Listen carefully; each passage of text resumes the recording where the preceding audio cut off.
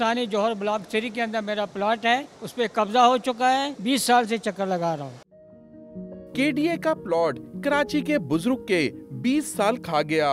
20 साल कबल 80 साल बुजुर्ग रशीद अहमद ने गुलिस्तान जौहर में प्लॉट खरीदा, लेकिन 240 गज का ये प्लॉट कब्जा माफिया की नजर हो गया। इदारे ने बुजुर्ग शहरी को इसके बदले दूसरा प्लॉट अलॉट किया, लेकिन इस प्लॉट के हसूल के लिए प्रोसेस में 20 साल का अरसा गुजर गया। गुलिस्तानी जौहर ब्लॉक 3 के अंदर मेरा प्लॉट है, उस पर कब्जा हो चुका है, मगर मेरी कोई सुनवाई नहीं हो रही है।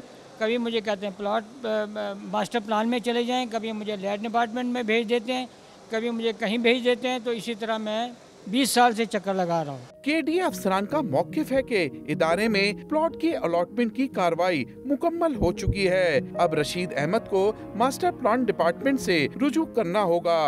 इनका हक बनता है। अब मसला ये है कि इनकॉर्पोरेट होना है, मास्टर प्लान कहा हुआ है। डीजी साहब को आज मैं लेकर नॉलेज मिलाया था, डीजी साहब ने डायरेक्टर से कहा कि इसको आप इनकॉर्पोरेट करें। वो प्रोसेस में 20 साल तक सिर्फ एक इदारे की कार्रवाई भुगतने वाले 80 साल रशीद अहमद अब दूसरे इदारे की कार्रवाइयों के चक्कर में चकरा के रह गए। बुजुर्ग शहरी ने गवर्नर सिंध और वजीर आला सिंध से मदद की अपील कर दी।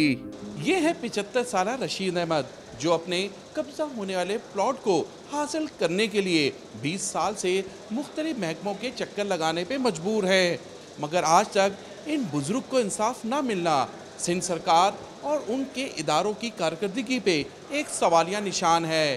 कैमरामैन दिलीप कुमार के साथ इमरान अहद खान, डॉन न्यूज़, कराची।